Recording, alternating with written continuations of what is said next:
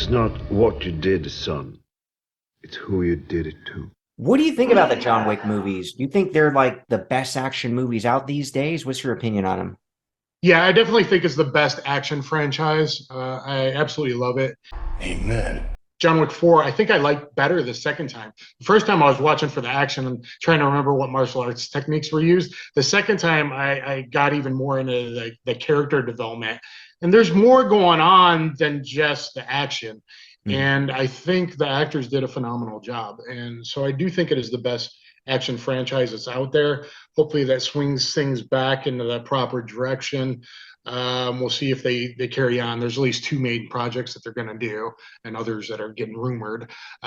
So hopefully that continues on and the other stuff that 8711 does and other stunt coordinators that are becoming directors, because quite frankly, they know how to set up the shots and do everything so they can do the action probably financially, fiscally more responsibly than yahoos that have never done anything in their life, and they don't know what they're doing. No, they don't know what they're filming. I'd like to see Tom Cruise as Vincent. I mean, he was left on the subway, just like John Wick 2. He was left on the subway. Maybe Vincent didn't die. I'd like to see the Collateral, Tom Cruise, Keanu Reeves crossover. You never know. Interesting. Yeah. Yeah, John Wick's a great franchise, and it is cool that it's made so much money. So there's an audience, like the tastes are shifting. So there's an audience for that. Creed 3 made so much money. There's an audience for that. And I like that these movies, even though Stallone's not involved in Creed 3, which is a shame. Do you feel like can never watch Creed 3 kind of thing? Never. But I do like that these movies are performing, whereas the superhero movies like Black Adam, Shazam 2, Ant-Man 3, they're all underperforming. Saying goodbyes. So there is a shift where the superhero films in general are a little long in the tooth. You're going to die. I think we're going to get these more, we need more than just John Wick, obviously. I'm going to need a gun. We need more action, great action films. A new day is dawning. Extraction 2, for example, is another great action film coming out pretty soon that they recently released a trailer to. So hopefully we'll get more of that, what I call real action, instead of, the superhero fantasy action coming going forward. Please pray for me. It looks like we have ourselves a genuine conundrum. I believe Scott Adkins does more. We'll talk more about Scott. Yeah, we got to talk a lot about him, especially because he had the blowout performance in John Wick 4. A quandary, if you will, a real-life dilemma. Is there anything you didn't like about John Wick 4? It was a little slow in parts, but I think I appreciated more the second viewing. So it'll be interesting when it comes on TV and I watch it 25,000 times, like when they do the 1 through 3 that has been playing, and you watch it late at night. I'm interested what I will think of it. Some techniques, Keanu Reeves looked like, and I know it was filmed a couple years ago mostly, but he looked better with some of the jiu-jitsu stuff off his back, like spinning an open guard and doing sweeps and whatnot. So it looks like he really loves the jiu-jitsu game, which is awesome, right? But his mobility, he's getting up there in age, and his mobility did seem off a bit to me compared to like John Wick 2.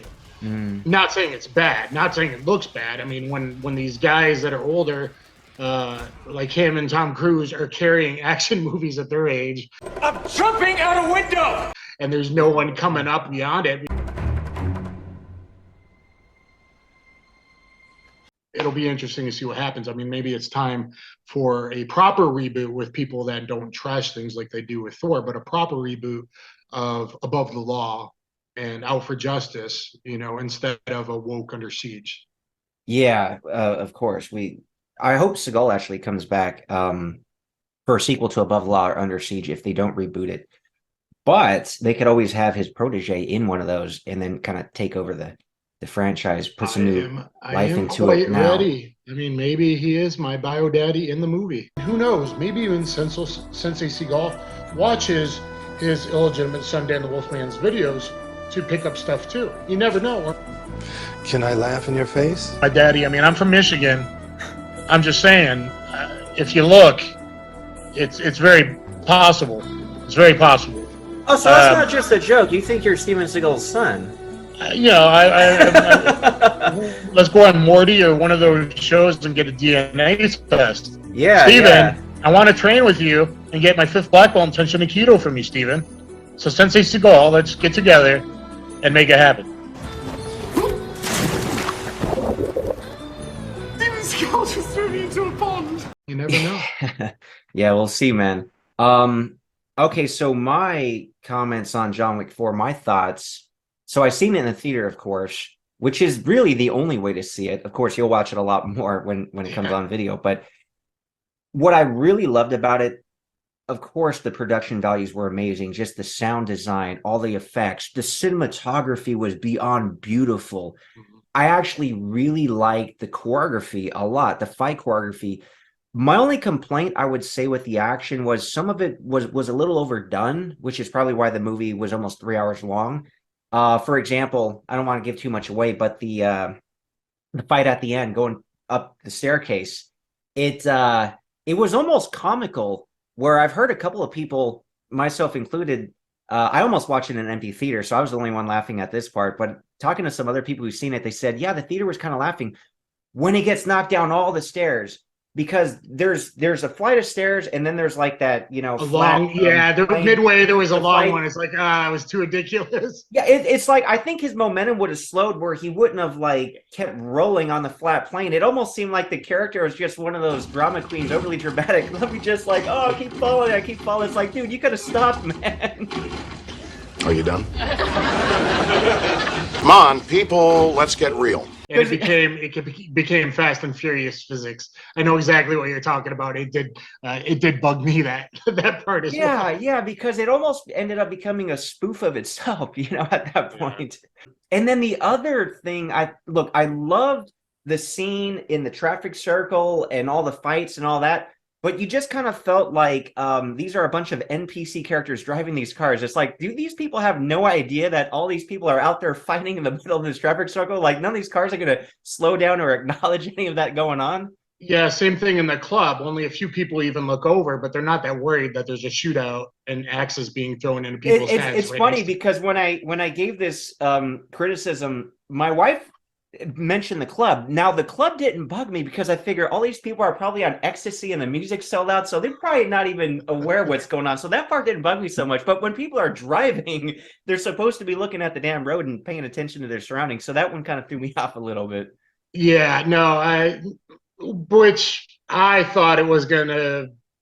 Mr. Wick was downloaded the program to keep him busy in the Matrix. I always thought that. I haven't even bothered to see Matrix 4 bomb so bad. Yeah. But I thought that we were going to see the crossover and why they act like NPCs.